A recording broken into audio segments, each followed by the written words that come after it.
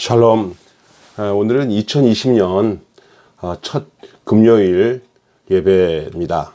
오늘 본문 말씀 히브리서 9장 10절의 말씀으로 오늘 디오도시스라는 그 개혁. 우리가 흔히 개혁한다, 개혁주의다, 이런 얘기를 많이 하던데, 이 개혁이 진짜 무슨 의미인지 알고나 개혁하는지 모르겠습니다. 성경에서 말하는, 그리고 우리가 알고 있는 진정한 개혁이 무엇인지 오늘 함께 나누고자 합니다. 여러분, 오늘 히브리서 9장 10절 말씀 보겠습니다. 이런 것은 먹고 마시는 것과 여러 씻는 것과 함께 육체의 예법뿐이며 개혁할 때까지 맡겨둔 것이니라. 히브리서 9장 10절 말씀입니다. 개혁어로 번역된 이 헬라어 디오도시스는 이런 말을 말하고 있어요. 통하여, 때문에, 때문에, 뭐뭐를 통하여, 뭐뭐로부터, 뭐뭐로 위해, 이런 뜻을 가진 전치사 이 디아와 똑바른 수직으로 또 선, 그다음에 곧장, 위로, 정직한, 삐뚤어지지 않은 뜻을 가진 올도스의 파생어에서 유래된 단어입니다. 철저하게 바로잡다. 또 부러지거나 기형적인 뼈를 곧게 하거나 정상적인 상태로 회복시킨다. 여러분 법률로 말한다면 규칙 이런 거죠. 개혁, 또 메시아적 회복 이런 의미를 가지고 있습니다. 그래서 신학에서는 유일하게 1회 등장하는 단어입니다. 오늘 본문 말씀에 히브리서 9장 10절에 나옵니다. 개혁할 때까지 맡겨둔 곳이다. 디올도시스 이런 뜻인데, 또 올도스라고 하는 디올도시스 할 때 이게 올도스라는 말은 일어나다, 세우다라는 뜻입니다. 이 뜻을 가진 그 오로라고 있어요. 오로라는 어원에서 발생한 말이 올도스입니다. 그래서 이 말은 산, 평지에서 돌출된 작은 산, 이런 뜻의 오로스에서 유래된 말이기 때문에 이 단어는 이런 의미를 갖고 있어요. 들어 올리다, 높이다, 운반하다, 죄를 속하다, 없이 하다, 뜻을 가진 이 아이로라는 말과 아주 유사한 의미를 가지고 있어요. 그런 의미에서 이 디올도시스는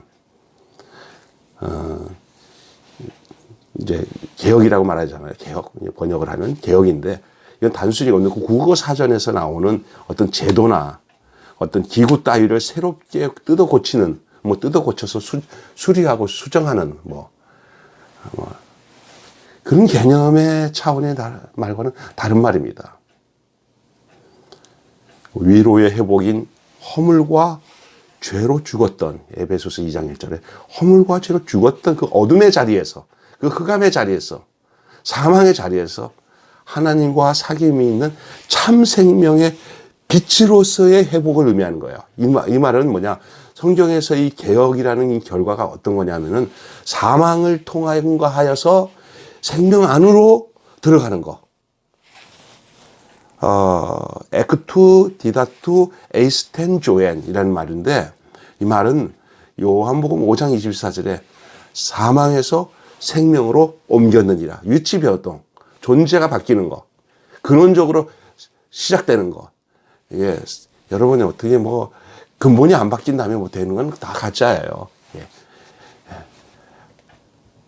그게 흉내내는 것 갖고 되는 게 아니라 본질적인 상태가 바뀌어져야 돼요. 그 위치와 상태와 관계가 확실한 자리에 놓여져 있어야 돼요.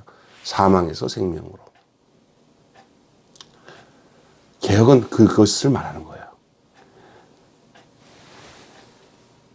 이게 조금 뜯어 고쳐서 변화시키겠다, 인간적으로. 이건 개혁이라 사람들 사이에서 말하는 개혁이라고 할 수는 있겠어. 그 용어로 쓴다고 한다면은. 그러나 우리가 말하는 이 디올도시스는 그게 아닙니다. 하나님은 창세전 언약의 성취를 위해서 참된 개혁, 디올도시스를 위해서 육체의 예법인 성막, 성전, 그렇죠? 제사, 율법을 미리 허락하셨던 거예요. 그걸 왜 허락하셨어요?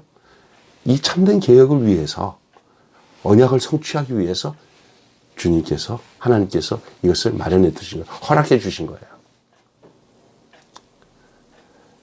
이 모든 것이 뭐냐? 메시아이신 예수에 대하여 기록한 거라고 말하고 있습니다. 모든 것이 예수를 위해서 모든 지키고, 율법을 지키고, 규례를 지키고, 제사를 하는 것, 이게 다 그리스도와 관계되지 않으면은 아무런 소용이 없어요. 그냥 개혁, 디오도시스와는 상관없는 거예요. 그러나 그것이 존재하는 것은 디오도시스를 위해서, 이 개혁을 위해서, 참된 개혁을 위해서 필요한 거죠. 그것은 예수를 예표하고 있다는 것을 의미하죠. 그 모든 제사, 성막, 율법, 이런 모든 구약에 나타난 모든 이것은 참된 개혁을 위한, 그래서 예수 그리스도를 예표하고 있는 것이죠. 인간을 구원하시기 위해 하나님의 열심으로 참 사람으로 이 땅에 친히 오셔서 말씀이 육신이 됨으로 오신 그분, 결국 십자가에서 그 말씀을 다 이루셨잖아요.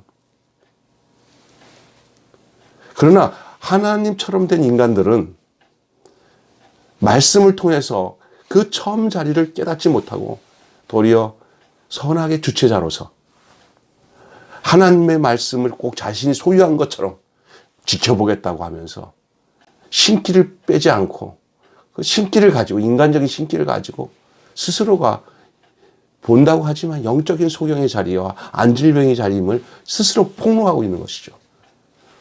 존재가 바뀌지 않은 상태에서. 그러므로 성도에 있어서의 진정한 개혁, 그건 무엇입니까? 어떤 것이 성도에게서 진정한 개혁입니까?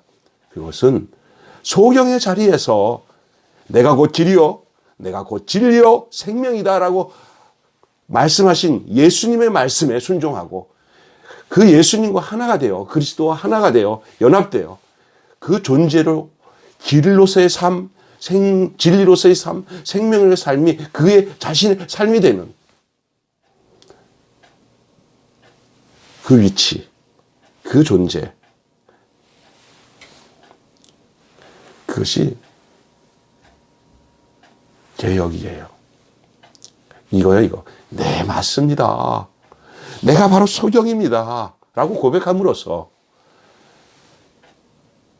자기 자신이 뭔가 소유하고 지키겠다는 것을 포기하고 드디어 그럴 때 그는 보는 자리에 서게 된다는 거예요.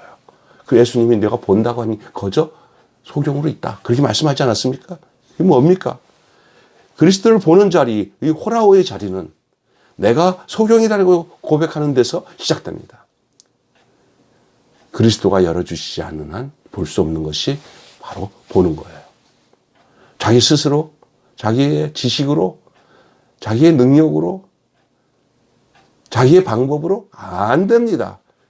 그건 개혁이 될 수 없습니다. 그건 다람쥐 쳇바퀴입니다. 그런 모양만 좀 변화된 거지 거기서 거기입니다.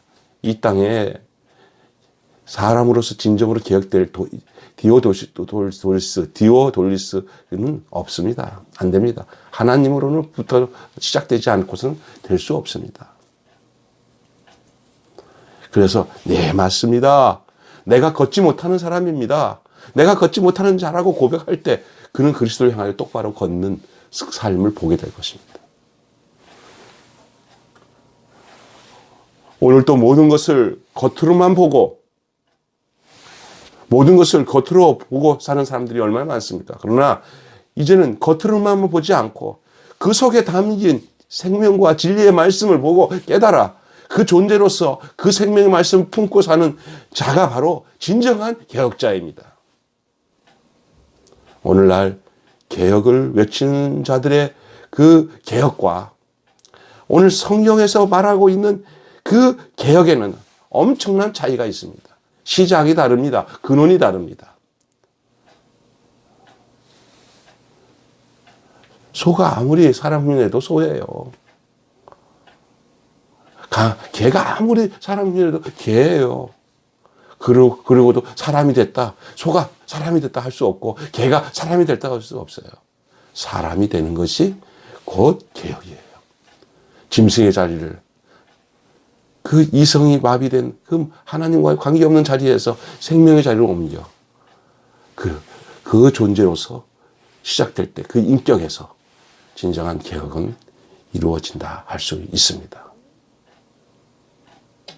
올 한 해 이러한 그리스도의 인격을 가지고 생명을 표현하며 내가 일부러 개혁을 하려 하지 않아도 내 속에서 역사하시는 그 하나님의 생명의 능력으로 삶의 개혁이 여러분 삶 속에서 온전히 하나님이 이끄심으로 나타나는 표현되어지는 그 놀라운 풍성한 은혜의 삶이 저와 여러분 속에 있기를 주님의 이름으로 축원합니다. 주님을 찬양합니다. 기도하겠습니다. 하나님 아버지, 사람들이 외치는 그런 개혁이 아닌 하나님이 말씀하시고 생명의 표현으로 드러나는 그 성경이 말하는 개혁이 올 한 해 우리의 삶 속에서 풍성한 은혜의 말씀 가운데, 생명의 말씀 가운데 우리 안에서 이루어지게 도와주시옵소서. 예수 그리스도 이름으로 간절히 기도하옵나이다. 아멘.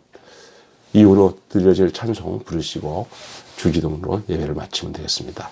블로그 잘 활용해서 그 순서들을 기록된 대로 그렇게 예배를 드리고 주기도문으로 맞춰 주셨으면 좋겠습니다.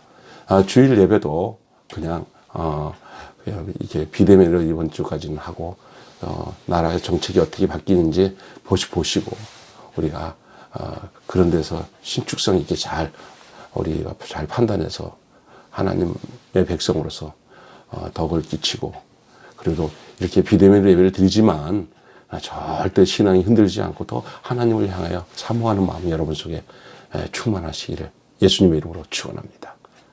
새해 복 많이 받으십시오. 샬롬.